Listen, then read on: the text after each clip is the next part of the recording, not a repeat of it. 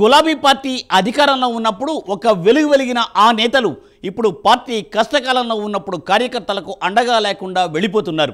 రాష్ట్ర విభజన తర్వాత ఒక్కసారిగా అధికారం మారిపోవడంతో బీఆర్ఎస్ నాయకులు కేడర్ను పట్టించుకోకుండా తమ సొంత వ్యవహారాల్లో తలమునకలవుతున్నారట. నియోజకవర్గాలకు చుట్టపు చూపుగా వచ్చి వెళుతూ ఉండడం, పార్టీ కార్యక్రమాలకు సమయం కేటాయించలేకపోతుండడం కార్యకర్తలను ఆందోళనకు గురిచేస్తోందట. ఇంతకు ఎవరు ఆ నేతలు? ఏ జిల్లాలో కారు పార్టీ అంత గడ్డు పరిస్థితిని ఎదుర్కొంటోంది? Let us watch the story.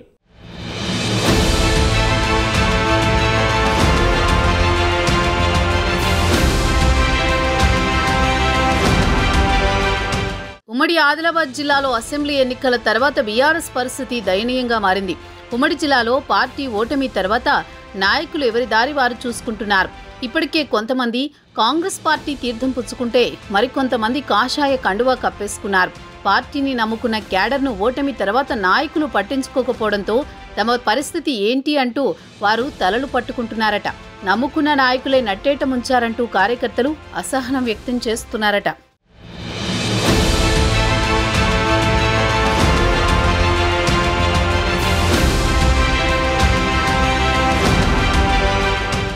Mancherial జిల్లాలో పార్టీ పరిస్థితి మరీ దారుణంగా తయారైందట. మంచిర్యాల జిల్లాలో గులాబీ పార్టీ అధిష్టానమిచ్చే పార్టీ కార్యక్రమాల్లో మినహా మిగతా ఏ సమయాల్లో మాజీ ఎమ్మెల్యే దివాకర్ రావు, జిల్లా అధ్యక్షులు బాల్క సుమన్ కనిపించడం లేదట. కార్యకర్తలు తమ సమస్యలు చెప్పుకుందామన్నా సమయం ఇవ్వడం లేదని, పార్టీ కార్యక్రమాలను పూర్తిగా పక్కన పెట్టి సొంత వ్యవహారాలు చూసుకుంటున్నారన్న విమర్శలు వెల్లువెత్తుతున్నాయి.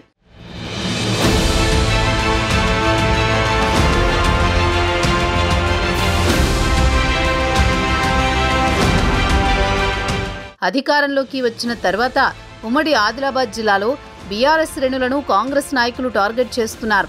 కేసుల్లో ఇరికిస్తూ కేసులు నమోదు చేస్తున్నారు. మంచిర్యాల నియోజకవర్గంలో ఇప్పటికే 30 మంది గులాబీ పార్టీ కార్యకర్తలపై కేసులు నమోదు చేసిన పోలీసులు జైలుకు పంపించారు.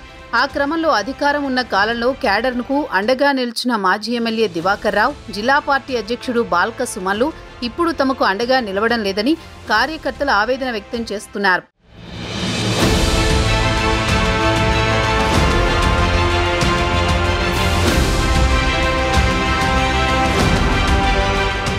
ఆ ముఖ్య నేతలు ఇప్పుడు అసలు పార్టీ క్యాడర్ కోసం సమయం కేటాయించడం లేదట. మాజీ ఎమ్మెల్యే దివాకర్ రావు మంచిర్యాలలో ఉంటున్నప్పటికీ నియోజకవర్గంలోని లక్సెట్టిపేట, దండేపల్లి, మంచిర్యాల రూరల్, హాజీపూర్ తదితర ప్రాంతాల్లో అసలు కార్యకర్తలకు సమయం ఇవ్వడం లేదన్న ఆరోపణలున్నాయి. నాయకుల క్యాడర్ను పట్టించుకోకపోవడంతో పార్టీ కార్యకర్తలు చెల్లాచెదరవుతున్నారని పార్టీలో బహిరంగంగానే చెప్పుకుంటున్నారు. మంచిర్యాల జిల్లాలో మిగిలిన క్యాడర్ త్వరలోనే పార్టీని వీడేందుకు సిద్ధమవుతున్నారని పార్టీలో పెద్ద టాక్ నడుస్తోంది.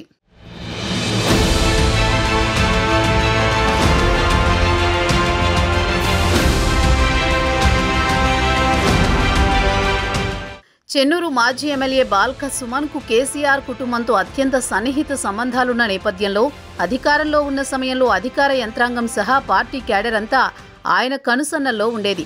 జిల్లాలో ఉన్న అన్ని నియోజకవర్గాల్లో మాదిరిగానే మంచిర్యాల నియోజకవర్గంలో కూడా సుమన్ కార్యకర్తలకు ఎక్కువగా అందుబాటులో ఉండేవారు.